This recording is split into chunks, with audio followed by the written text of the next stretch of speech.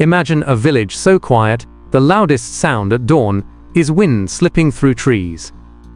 It is Saturday, the 4th of May, 2024, just moments past 7 in the morning. Nestled in the serene community of Ley, a nondescript grey van sits perfectly still outside the Stag's Head Inn. To waking residents, it looks like a tradesman getting an early start. But just out of sight, an intricate web is pulling tight.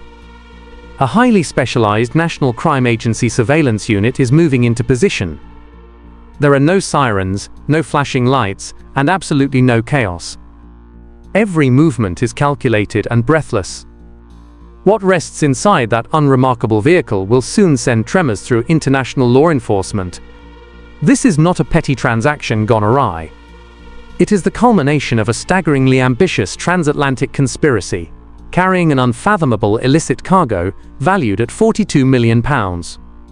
How does a shipment of that monumental scale reach a sleepy English pub? To understand this baffling mystery, we must examine the plot's unlikely architects.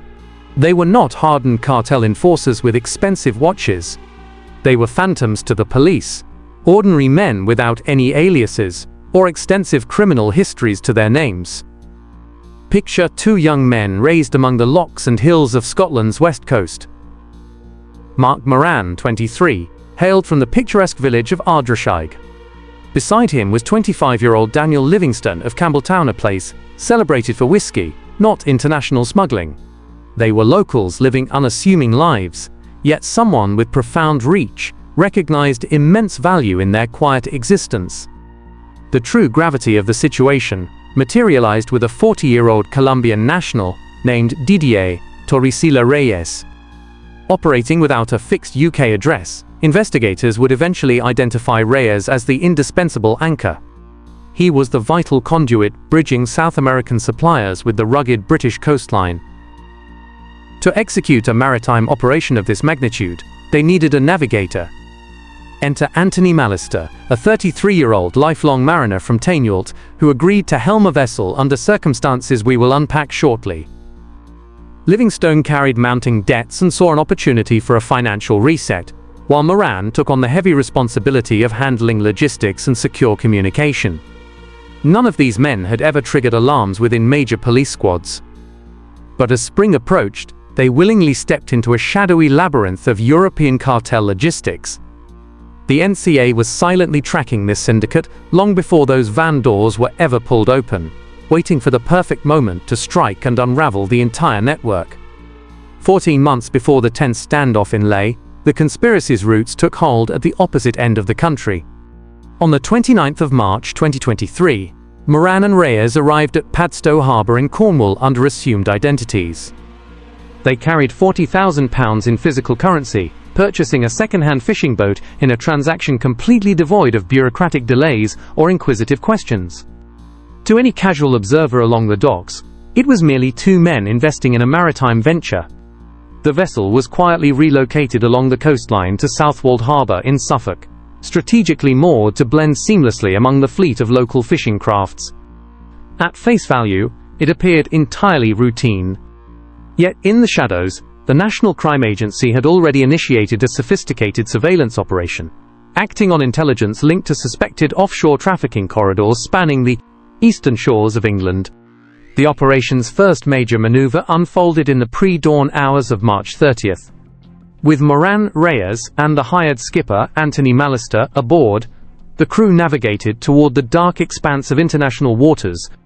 Their objective was chillingly simple: rendezvous with an unseen supplier, secure the illicit cargo, and slip back into port undetected. However, the icy reality of maritime law enforcement swiftly shattered their timeline. Border Force patrol officers intercepted the aging craft off the coast of Lowestoft long before any exchange could occur. The vessel was boarded and meticulously searched. Investigators uncovered absolutely zero contraband, not because the crew possessed legitimate intentions, but purely because the authorities had struck prematurely. The devastatingly valuable payload had not yet been transferred from the deep-water mothership. Lacking actionable evidence, authorities had no choice but to release the men. Still, that single maritime interception irreversibly altered the syndicate's trajectory. The fishing boat, already drawing serious complaints from Malloster regarding its questionable seaworthiness, was now a severely compromised asset. The crew was forced to abandon their massive cash investment, leaving behind months of meticulous preparation. In response, law enforcement made a crucial, high-stakes strategic decision. They chose not to press for minor infractions or tip their hand further, opting instead for extreme investigative patience. The NCA deliberately maintained their unseen vigil, watching to see if this financial failure would force the syndicate to retreat, or if desperation would drive them to double down on a second attempt. Following the agonizing failure of their initial operation off the Suffolk coast, the syndicate retreated into silence. But walking away from a cartel's bottom line is rarely an option. By late April of 2024, the invisible surveillance net detected fresh movement. This time, the sheer scale of their desperation was matched only by their frantic preparations. Between the 25th and 27th of April, Moran, Reyes and Livingston surfaced at a Holiday Inn in Hull. Operating under yet another layer of fabricated identities, the trio believed they were shrouded in secrecy. They were entirely unaware that the National Crime Agency was silently documenting their every step, transforming their covert pivot into a real-time intelligence operation. Their tactical approach had fundamentally shifted. Gone was the reliance on a slow, conspicuous fishing trawler. Instead, they required something exceptionally fast, remarkably agile, and entirely disposable. Law enforcement tracked the crew to Dewsbury, West Yorkshire, where they secured a robust 4x4 vehicle equipped with a tow bar. Shortly thereafter, the team travelled to Wells, Somerset, handing over £6,000 in physical currency for a rigid-hulled inflatable boata vessel, typically favoured by rapid response rescue teams or high-speed offshore smugglers. To finalise their logistical fleet, a Volvo was acquired in Bristol, providing an additional layer of vehicular cover. All of these rapid acquisitions were coordinated through encrypted text messages and silent handoffs, while the NCA watched the entire supply chain assemble without intervening. On the 28th of April, the smugglers transported their newly acquired inflatable craft across the country, scouting isolated launch points from Grimsby to Hull. Their gaze ultimately settled on the remote tidal shores of the Humber Estuary. Specifically, they targeted Stone Creek, a desolate location that offered the perfect cover of darkness. As the clock neared 10 at night, the crew maneuvered the heavy inflatable down to the waterline under a pitch-black sky. Yet nature itself intervened. The syndicate had critically miscalculated the estuarial tides. The water levels were drastically lower than anticipated, rendering the launch completely impossible. Stranded in the mud and acutely aware of the ticking clock, the exhausted men were forced to drag the vessel back to solid ground. They abandoned the craft in a nearby coastal car park, hoping it would remain unnoticed in the dawn light. It was a humiliating logistical error, highlighting the immense pressure of amateur operatives attempting to execute a flawlessly orchestrated international conspiracy. Still, the investigators held their ground, waiting for the ultimate exchange. The calendar turned to the 3rd of May 2024. Despite their previous logistical blunders, the syndicate refused to abandon their incredibly lucrative mission. Their newly acquired rigid-hulled inflatable boat was transported to the Humber Rescue Slipway at Hessel, launching directly beneath the imposing shadow of the Humber Bridge. It was a public access point frequently utilized by civilian leisure crafts, offering the perfect camouflage for their illicit departure. That morning, the trio arrived in a synchronized convoy. Livingston calmly secured 2 massive jerrycans of marine-grade red diesel, meticulously ensuring the vessel possessed the necessary range to breach the open waters of the North Sea and safely return. With the slipway entirely clear of onlookers, the inflatable craft was silently lowered into the grey waters. Moran and Reyes boarded the vessel, their sights set on a highly anticipated rendezvous point far beyond the coastline.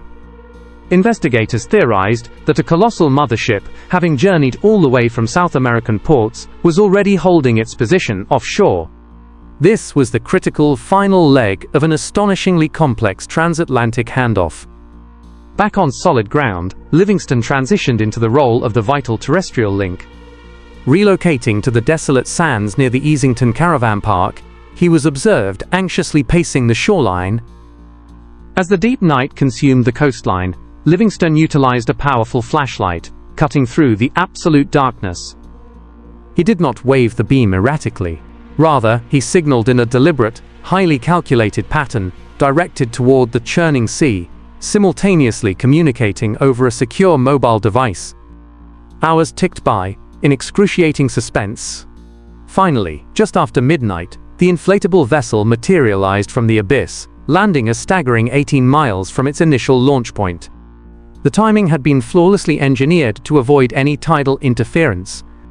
Hidden surveillance units watched in profound silence as Moran and Reyes rapidly offloaded a series of heavy, black holdalls, transferring them directly into the waiting grey Vauxhall Vivaro van.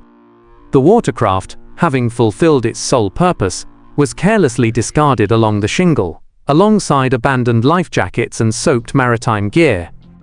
Inside those unassuming bags rested a monumental payload, 524 kilograms of exceptionally high purity contraband.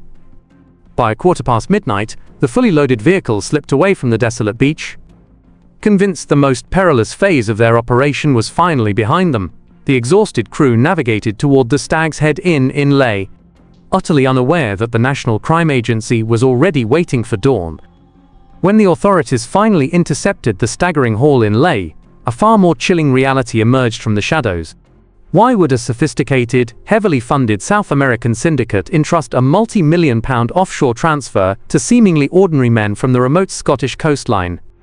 The answer lies not in their criminal resumes, but in their geographical heritage. Across the secluded shores of Argyll, Campbelltown and Teignmouth, a subtle shift has been recognized by international law enforcement.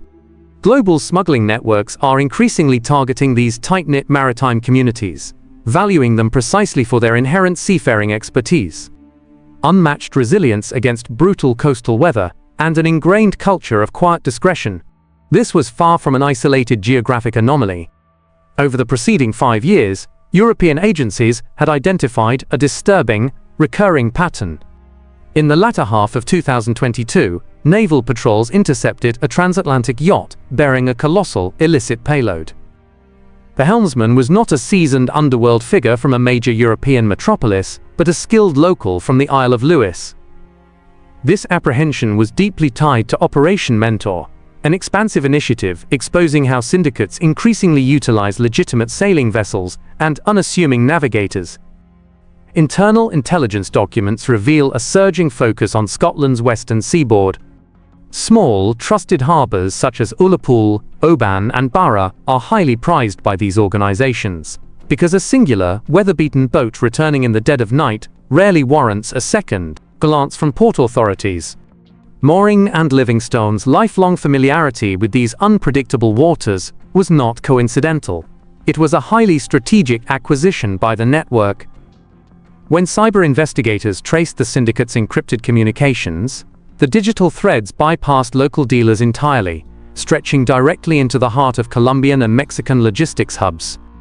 Furthermore, the immense cargo seized inside the van was far from generic. It was intricately wrapped and branded with highly specific identifiers, functioning as a sophisticated narcotic barcode utilized by international producers to trace high-value shipments across global distribution tiers. The specialized packages recovered from the grey Vauxhall Vivaro carried precise visual stamps previously documented in massive interdictions across Antwerp and Bilbao. Didier Torrecilla Reyes was dispatched specifically to verify these markings, acting as the ultimate guarantor of purity for the cartel.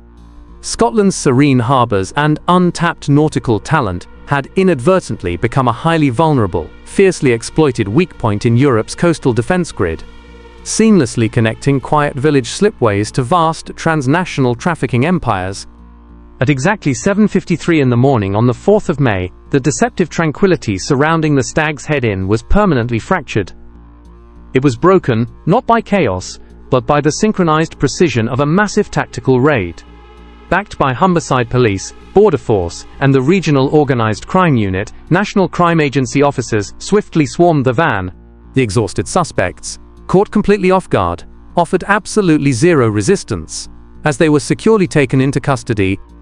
When investigators breached the vehicle's cargo hold, they discovered over half a ton of exceptionally pure contraband, the heavy packages still glistening with the freezing salt water of the North Sea crossing. Simultaneously, the hired skipper, Anthony Mallister, was apprehended in a separate, highly coordinated sweep. By 9 in the morning, the operational phase had concluded, but the complex pursuit of justice was only just beginning. When the sprawling case finally reached the Crown Court in October of 2024, the silent conspiracy of encrypted messages was dragged into the unforgiving light of a jury trial. Prosecutors meticulously dismantled the syndicate's operational framework, exposing the modest £13,000 payout promised to the local intermediaries, a remarkably small financial incentive for shouldering the monumental risks of an international cartel. The courtroom proceedings delivered a fascinating, highly unexpected twist regarding the veteran mariner.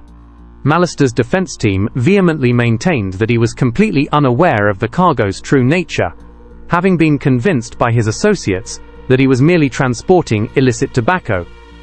In a stunning conclusion, the jury found his narrative entirely credible, resulting in his total acquittal on all charges. He was the only individual to walk away freely from the high-stakes tribunal. However, the presiding judge offered no such leniency to the remaining conspirators. Highlighting the staggering 86% purity of the colossal payload, the court firmly rejected any lingering claims of naivety. Daniel Livingston, having recognized the overwhelming evidence, entered an early guilty plea and received a prison term of 7 years and 9 months. Mark Moran, who defiantly contested his involvement through an exhaustive 8-day trial, was officially designated as the primary domestic coordinator and handed a severe 15-year sentence. Didier Torrecilla Reyes also admitted his guilt, though his final judicial fate remained pending late into the year. The gavel ultimately fell, but the chilling reality persists. Somewhere along that rugged, unforgiving coastline, another invisible network is undoubtedly waiting for the tide